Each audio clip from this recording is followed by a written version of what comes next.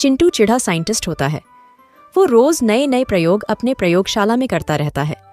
एक दिन वो एक प्रयोग कर रहा होता है जिससे कि वो कभी बूढ़ा ही ना हो और हमेशा के लिए अमर हो जाए। आखिरकार ये अमर होने की दवा बन ही गई। अब मैं इस इंजेक्शन को लगाकर हमेशा के लिए अमर हो जाऊंगा। इतना बोलकर चिंटू खुद को इंजेक्शन लगा लेता है। तभी देखते ही देखते वो अचानक से बूढ़ा होने लगता है। अरे ये क्या हुआ? इस दवा ने तो मुझे अमर करने के बजाय उल्टा बूढ़ा ही कर दिया। अब मैं क्या करूंगा? शायद गुरुजी इसमें मेरी कोई मदद कर सके। एक काम करता हूँ, मैं उन्हीं के पास जाता हूँ। चिंटू अपने गुरु साइंटिस्ट के पास जाता है और उसे सारी बात बताता है। गुरुजी, गलत दवा लेने की वजह से मैं बूढ़ा हो गया। मेरी मदद कीजिए, मुझे फिर से जवान बना दीजिए। अरे ये काम इतना आसान नहीं है। अगर तुम्हें पहले की तरह होना है तो तुम्हें किसी पक्षी का खून अपने शरीर में भरना होगा। अब तुम सोच लो, क्या तुम किसी पक्षी की जान ले सकते हो? अरे किसी पक्षी की जान लेना मेरे लिए कोई बड़ी बात नहीं है। मुझे सिर्फ अपना सोचना है। मैं अभी किसी को लेकर आता हूँ। लेकिन तुम किसका खून लोगे? अरे खून लेने के लिए है ना मेरी पत्नी, मैं अभी उसे लेकर आता हूँ। इतना बोलकर चिंटू चिढ़ा सीधा अपने घर अपनी पत्नी के पास जाता है। अरे ये क्या हुआ? आपकी तो उम्र बढ़ गई, ये कैसे हुआ? ये सब एक गलत एक्सपेरिमेंट की वजह से हुआ है। अब मुझे अपनी बॉडी का सारा खून बदलना पड़ेगा, तभी मैं ठीक हो सकता हूँ। उसके लिए मुझे तुम्हारी जरूरत है। जी, मेरी जरूरत? मैं आपकी क्या मदद कर सकती हूँ? अपनी जान देकर तुम मेरी मदद कर सकती हो। मुझे तुम्हारे शरीर का सारा खून चाहिए। नहीं नहीं, ऐसा मत बोलो। हमारी एक बच्ची भी है। अगर आपने मेरी जान ले ली तो हमारी बच्ची का क्या होगा? ज्यादा बकबक मत करो। तुम क्या चाहती हो कि मैं हमेशा ऐसे ही बूढ़ा बनकर रहूं? उससे तो अच्छा है मैं तेरी जान न ले लूं। चलो तुम मेरे साथ चलो। तभी चिंटू टुनटुनी को जबरदस्ती अपने साथ ले जाने लगता है। तभी उसकी बेटी पिंकी रोने लगती है। नहीं पिताजी नहीं, ऐसा मत कीजिए। मैं माँ के बिना कैसे रहूंगी?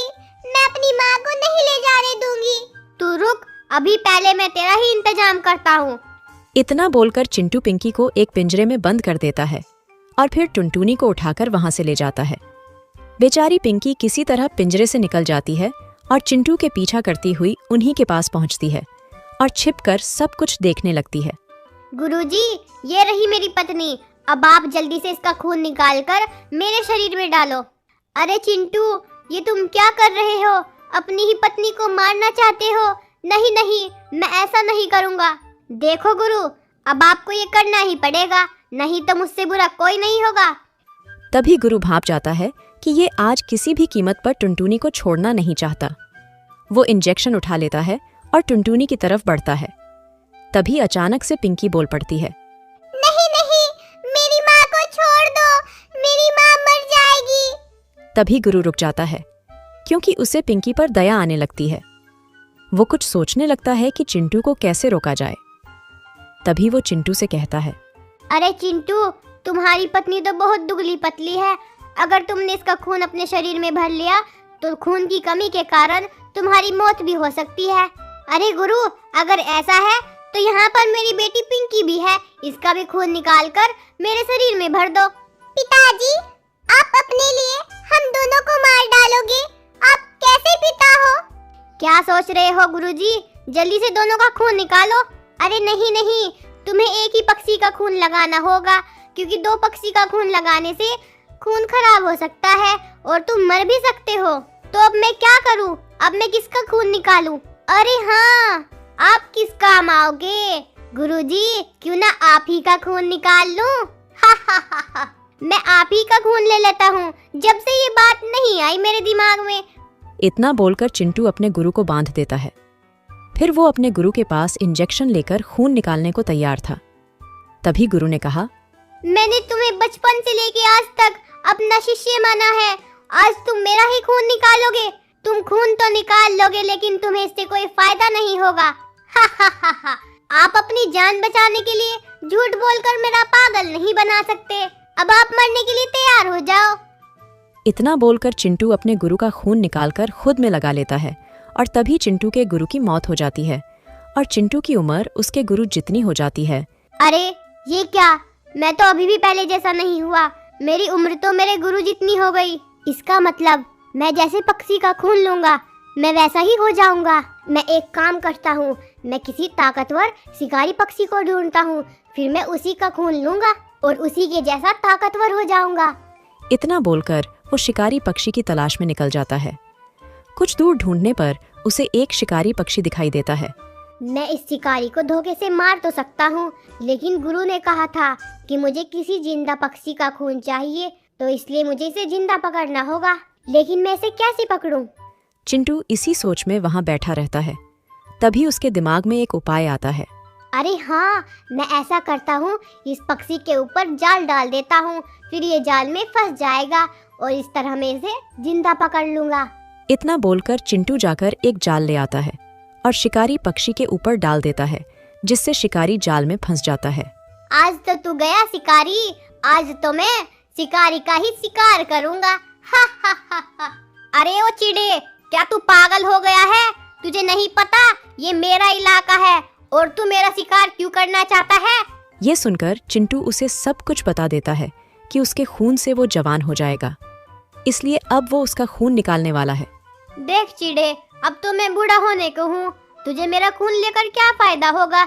इससे अच्छा तो तू कोई और पक्षी ढूंढ ले। हा हा हा हा। क्या तूने मुझे पागल समझा है? अगर मैंने तुझे छोड़ दिया तो तू मेरा यहीं पर शिकार कर लेगा। तभी चिंटू इंजेक्शन लेकर शिकारी का खून निकालने के लिए आगे बढ़ता है। तभी शिकारी उससे कहता है, अरे अरे चिड़े, मैं तेरी फायदे की एक बात बताता हूँ, अगर तू मेरी बात मानेगा तो इसमें तेरा ही फायदा है। अब मैं तेरी कोई बात नहीं मानने वाला, फिर भी तेरी आखिरी इच्छा यही है तो बता ही दे। मैं तुझे एक जगह ले चलता हूँ जहाँ तुझे मुझसे भी ज्यादा जवान पक्षी का खून मिल जाएगा। अगर ऐसी ही बात है तो ठीक है, लेकिन मैं तुझे जाल से नहीं निकालूंगा। इतना बोलकर चिंटू शिकारी को लेकर उसके बताए रास्ते की तरफ चलने लगता है। कुछ देर बाद वो एक नई जगह पर पहुंचता है। अरे यहाँ तो कोई भी पक्षी नहीं दिखाई दे रहा। अरे दिखाई कैसे देगा, जब मैं बुलाऊंगा तभी तो आएंगे वे। कहाँ हो मेरे दोस्तों, आ जाओ, आज मैं तुम्हारे लिए एक बढ़िया शिकार लाया हूँ। इतना सुनते ही चिंटू डर जाता है। शिकार? मतलब तुम मुझे यहाँ झूठ बोलकर लाए हो? इससे पहले मुझे कोई नुकसान पहुँचे, मैं जा रहा हूँ यहाँ से। हा हा हा हा। कहाँ जाएगा अब तू? यहाँ से बचकर तू कहीं नहीं जा सकता। इतना सुनते ही चिंटू वहाँ से भागने लगता है और शिकारी के पास से निकल जाता है। लेकिन कुछ देर बाद वो देखता है उसके पीछे कुछ शिकारी आ रहे हैं। अरे अरे ये क्या? ये शिकारी तो मेरे पास ही आ रही है। मुझे और भी तेज उड़ना होगा, लेकिन मैं बहुत थक चुका हूँ। इतना बोलकर चिंटू अपनी रफ्तार बढ़ा देता है, लेकिन शिकारी उसे पकड़ लेते हैं और उसका शिकार कर लेते हैं। अगर आपको ये कहानी पसंद आई तो लाइक करें, कमेंट करें। एक जंगल में एक चिड़िया रहा करती थी। उसके घोंसले में 3 अंडे थे। एक दिन चिड़िया ने देखा कि जंगल से सभी पक्षी जंगल छोड़कर भाग रहे थे। उसने मिट्ठू तोते को रोककर पूछा, मिठू मिठू, क्या हो गया? सभी पक्षी जंगल से भाग क्यों रहे हैं? टुनटुनी, अपने अंडों को लेकर जल्दी यहाँ से चलो, जंगल में बाज आ गया है। वो सभी पक्षी के अंडों को और बच्चों को खा रहा है। तुम जल्दी यहाँ से चली जाओ। लेकिन मैं अपने अंडों को लेकर कैसे जाऊँ? मेरे अंडों से बच्चे निकलने वाले हैं। अगर मैं अपने अंडों को लेकर उड़ूंगी तो इनमें से बच्चे निकलकर नीचे गिर जाएंगे। टुनटुनी, तुम अपने अंडों को छिपा दो, बाज किसी भी समय यहाँ आ सकता है। हाँ, मैं अपने अंडों को छिपा देती हूँ। इतना कहकर टुनटुनी अपने अंडों को घोंसले में ही छिपा देती है और बाज के आने का इंतजार करने लगती है। हे भगवान, अभी मेरे अंडों से बच्चे मत निकालना, नहीं तो बाज मेरे बच्चों को देख लेगा और उन्हें खा जाएगा। तभी वहाँ बाज आ जाता है और टुनटुनी से कहता है, ए चिड़िया, तेरे अंडे कहाँ हैं? जल्दी से मुझे एक अंडा दे। मेरे पास कोई अंडा नहीं है। देखो चिड़िया, अगर तुमने मुझे एक अंडा दे दिया तो मैं तुम्हारे बाकी अंडों को नहीं खाऊंगा। लाओ, अब मुझे एक अंडा दो। देखो, मैं तुम्हें कह चुकी हूँ कि मेरे पास कोई अंडा नहीं है, तो मैं तुम्हें अंडा कहाँ से दूँ? तुम ऐसे नहीं मानोगी, जरूर तुमने कहीं अंडे छिपाए होंगे। मैं भी उन अंडों को ढूंढता हूँ। इतना कहकर बाज अंडे ढूंढने लगता है, लेकिन उसे कोई अंडा नहीं मिलता, इसलिए वो वापस जाने लगता है। तभी टुनटुनी के अंडे में से बच्चे निकल आते हैं। बच्चों चुप रहो, बच्चों चुप रहो, नहीं तो वो बाज तुम्हारी आवाज सुन लेगा। तभी बाज बच्चों की आवाज सुन लेता है और वापस टुनटुनी के पास आता है। अरे वाह, अच्छा तो तुमने अंडे यहाँ छिपा कर रखे थे। अब मैं इन तीनों बच्चों को अपने साथ ले जाऊंगा और घर ले जाकर खाऊंगा। हा हा हा हा। नहीं नहीं बाज, अगर तुमने मेरे बच्चों को खाया तो तुम्हारा पेट खराब हो जाएगा। मैं तो तुम्हारे भले के लिए कह रही हूँ, मेरे बच्चों को मत खाना। हा हा हा हा। अरे वाह, बच्चे खाने से पेट खराब हो जाएगा? फिर तो मैं इन्हें जरूर खाऊंगा, क्योंकि आज तक मैंने बहुत बच्चे खाए हैं लेकिन मेरा पेट खराब नहीं हुआ। देखो बाज, अगर तुमने मेरे बच्चों को हाथ भी लगाया तो मैं तुम्हें नहीं छोड़ूंगी। तुम मेरा क्या कर लोगी? मैं इन बच्चों को तुम्हारे सामने ही अपने साथ लेकर जाऊंगा और तुम मेरा कुछ नहीं कर सकती। जैसे ही बाज बच्चों की तरफ बढ़ता है, टुनटुनी उस पर हमला कर देती है। इस लड़ाई में बाज टुनटुनी को घायल कर देता है। टुनटुनी घायल होकर गिर जाती है। हे भगवान, मेरे बच्चों की रक्षा करना। वो बाज पता नहीं आज मेरे बच्चों के साथ क्या करेगा। तभी वहाँ पर मिट्ठू तोता आता है। क्या हुआ टुनटुनी, तुम यहाँ घायल क्यों पड़ी हो और तुम्हारे बच्चे कहाँ हैं? मिट्ठू, मेरे बच्चों को बाज उठा ले गया और वो अब मेरे बच्चों को मारकर खाने वाला है। मिट्ठू, मुझसे उड़ा नहीं जा रहा। उस बाज से मेरे बच्चों को बचाने में मेरी मदद करो। लेकिन टुनटुनी, वो बाज बहुत ताकतवर है, मैं उस बाज से लड़ भी नहीं सकता, तो मैं तुम्हारे बच्चों को कैसे बचा सकता हूँ? मिट्ठू, तुम मुझे उस बाज के पास तक ले चलो, मैं खुद अपने बच्चों को उस बाज से छुड़ा कर लाऊंगी। क्या कह रही हो टुनटुनी?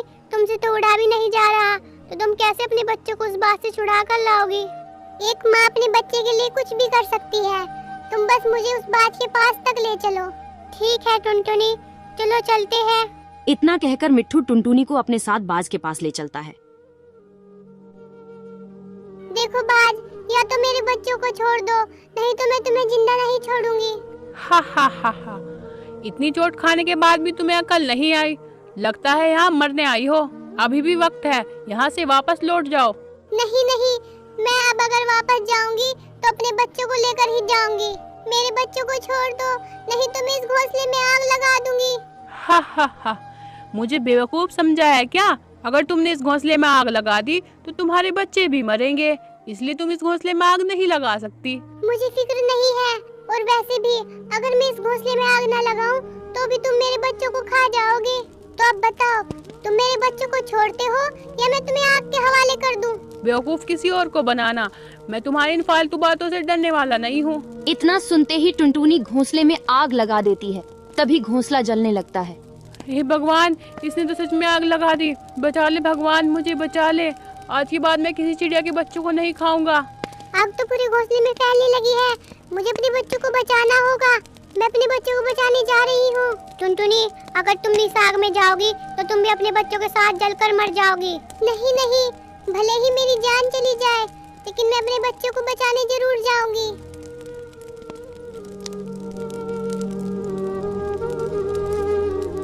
टुनटुनी अपने बच्चों को घोंसले से बाहर फेंक देती है। बच्चे सुरक्षित बच जाते हैं, पर टुनटुनी काफी जल चुकी थी। माँ, आपको ये क्या हो गया? माँ, आप ठीक हो जाओगी माँ? बच्चों, मैंने तुम्हें बचाकर अपनी माँ होने का फर्ज निभाया है। अब मैं आराम से मर सकती हूँ। मिठू, मेरे बच्चों का ख्याल रखना। इतना कहकर टुनटुनी की मौत हो जाती है। माँ, आप हमें छोड़कर नहीं जा सकती। माँ, माँ आँखें खोलो। माँ, माँ, हम आपके बिना कैसे रहेंगे? माँ, माँ, माँ, हमसे बात करो। माँ, आँखें खोलो माँ। बच्चे इसी तरह रोते रहते हैं। फिर मिट्ठू उन्हें अपने साथ ले आता है और उन्हें अपने बच्चों की तरह पालता है। प्यारे बच्चों, ऐसी ही और वीडियो देखने के लिए चैनल को सब्सक्राइब करना ना भूले।